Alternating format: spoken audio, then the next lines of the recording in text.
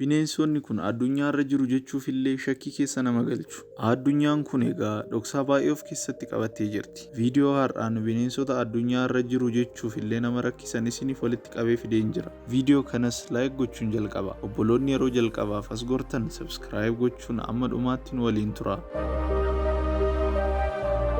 Tokkoffaa Bluefish. Duraan dursee mee qurxummii kana faana wal baraa. Bluefish jedhama. Addunyaa kanarraa bineensota bareedina hin qabnee fi fokkisaa ta'an keessaa isa tokkodha. Bluefish kan jiraatu gadi fageenyaan galaanota gurguddoo keessatti. Maarree akkasitti fokkisuu kan dandeessu bishaan gadi fageenya qabu keessatti jiraachuusaadha. Teempireechara bishaanichaa akkas akka ta'u isa godhe. Yeroo ammaa sanyiiwwan qurxummii kanaa badaa jiru. Sababni isaas faalama bishaaniidha. Yeroo tokkotti dhaltuun qurxummii kanaa hanqaaquu 1,000 ol hanqaaquu dandeessi.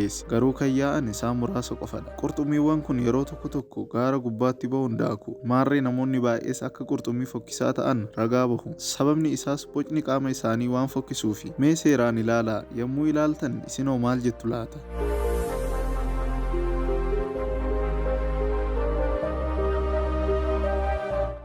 Lammaffaa Cereal Leaf Beetle. Inseektonni kun yeroo jalqabaaf bara 1758 nama Carl Linnaeus jedhamuun ture kan argaman. Yeroo baay'ees kan argaman maasaa qotee bulaa keessatti yommuu ta'u, nyaanni nyaatanis baalota garaagaraadha. Maarree inseektonni kun yommuu guddatani akkuma inseektota biraadha. Garuu inseektichis dhalatee yeroo muraasaa booda kana fakkaata. Akkuma argaa jirtan of keessatti inseektota baay'ee qabata. Gogaan isaas ifa waan of keessa dabarsuuf inseektota isa keessa jiran ilaaluun ni danda'ama. Namoonni baay'ees isaan ilaaluuf fedhii hin qaban. Lafa qotee bulaa irrattis miidhaa guddaa geessisu. Yeroo ammaa saayintistoonnis inseektota kana balleessuuf hojii guddaa hojjechaa jiru.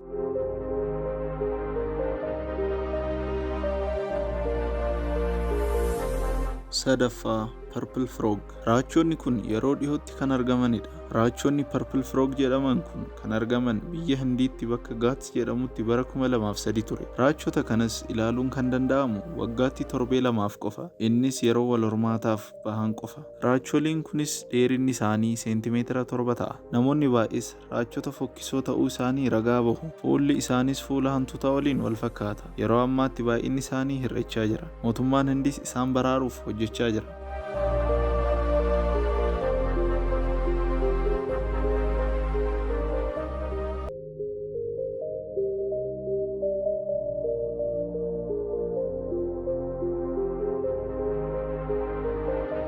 Afraffaa Poodilmoos. Addunyaa irraa bineensota ajaa'ibaa jedhaman keessaa inni jalqabaa sanyii billaachaa kan ta'e Poodilmoos kanadha. Bineensa kanas kanaan dura argitanii beektani. Poodilmoos yeroo dhihootti bara 2009tti ture kan argame. Namichi argates qorataa Arthur Ankar nama jedhamudha. Arthur gaaf tokko ture bashannanaaf gara Veenzuunitti kan deeme. Haa ta'u malee Arthur bashannanaaf gara paarkii deemuun ture. Innis daddafee kaameraa isaatiin suura 70 ol isa kaasuu danda'eera. Achiis kaasee lubbu qabeeyyii fakkaattii billaacha kana argamee hin beeku. Arthurs gaaffii gaafatame irraa ka'uun uumamni kun uumama addunyaa kanaa hin fakkaatu jechuun deebiseera.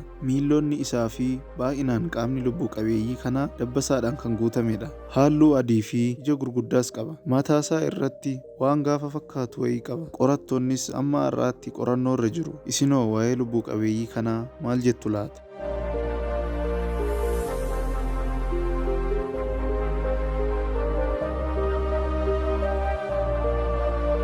Shanaffaa Brazilian Tree Hopper.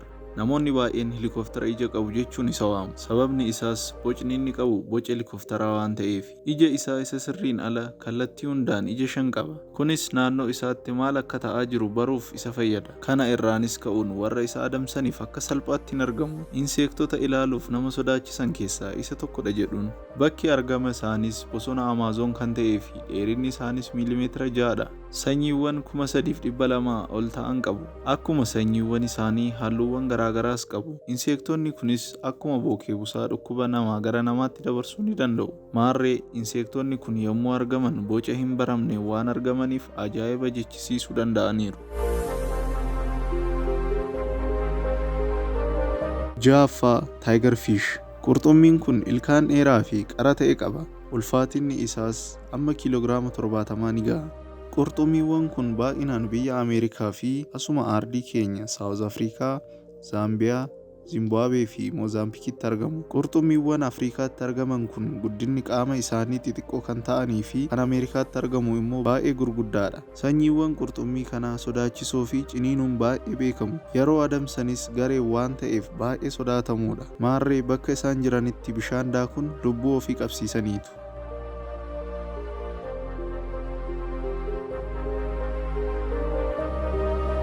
Kabajamtoota daawwattoota chaanaalii keenyaa akka itti bohaartanii fi barumsa irraa argattan shakkii hin qabu. Viidiyoo itti aanuun amma walitti deebinutti nagaan naaf tura.